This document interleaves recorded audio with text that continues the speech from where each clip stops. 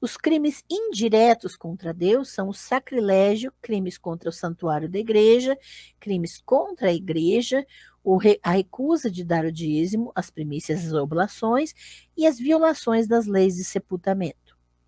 Raymond, então, estabelece uma ordem dentro de cada título, geralmente adotando algumas perguntas de uma lista padrão. O que é isso? Por que se chama assim?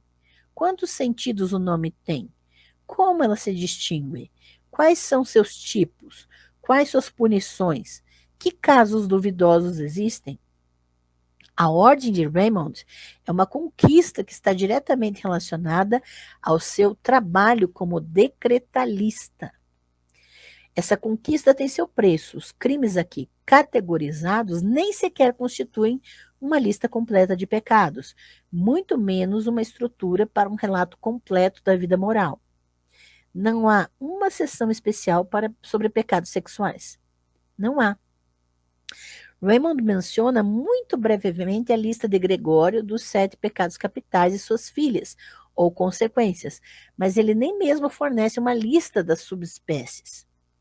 A única discussão sobre a sodomia parece ser uma na discussão sobre as penitências a serem impostas na confissão.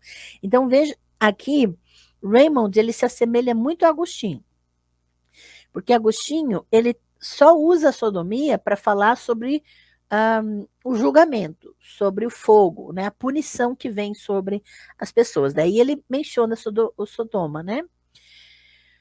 Mas o Raymond também, ele não vai tratar de pecados sexuais e vai falar da sodomia quando fala das penitências impostas, ok? Então, grande parte da linguagem de Raymond ecoa Paulo de Hungria ou alguma fonte comum. É como se Raymond tivesse tomado os tópicos de Paulo sem tomar sua discussão sobre eles. Assim, temos a comparação com o matricídio, o argumento da punição divina de Sodoma, a alegação de que muitos males decorrem da sodomia, a afirmação de que ela inclui todo tipo de ato, exceto cópula entre homem e mulher, de forma ordenada, no recipiente correto. Então, veja, para ele vai fazer o contrário, ele vai dizer o que não é sodomia. Ele vai dizer que não é sodomia a cópula entre homem e mulher de forma ordenada no recipiente correto. Tá? Todo tipo de ato que não seja isso é sodomia. A única observação pessoal de Raymond diz respeito ao cuidado que deve ser tomado ao discutir o assunto. Entre todos os crimes, eu acredito que esse precisa ser investigado com cautela e falado com medo. O medo da sodomia é onipresente. Um relato completo do pecado, na verdade, um resumo de todos os relatos anteriores, é o de William Peraldo, cuja combinação de sumas dos vícios e das virtudes devem ser consideradas como a grande obra de sistematização moral dominicana antes de Tomás de Aquino. Então, você vai ter um relato completo do pecado em William Peraldo, tá? A obra combinada é grande, cerca de 11% maior do que a seção moral da Suma de Tomás. Peraldo retorna ao tratamento consecutivo ou sequencial dos tópicos morais.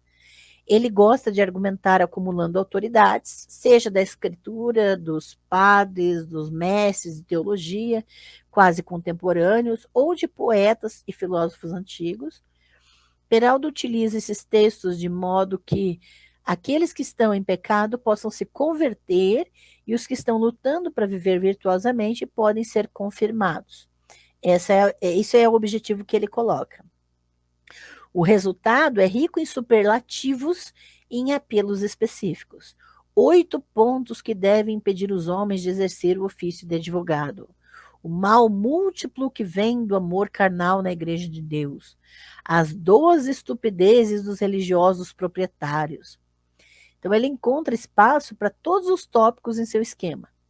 A soma dos vícios de Peraldo é organizada em torno de 7 pecados capitais ou mortais, com um orgulho alocado em quase tantas sessões quanto os demais combinados. Então, o que vai prevalecer aqui vai ser o orgulho.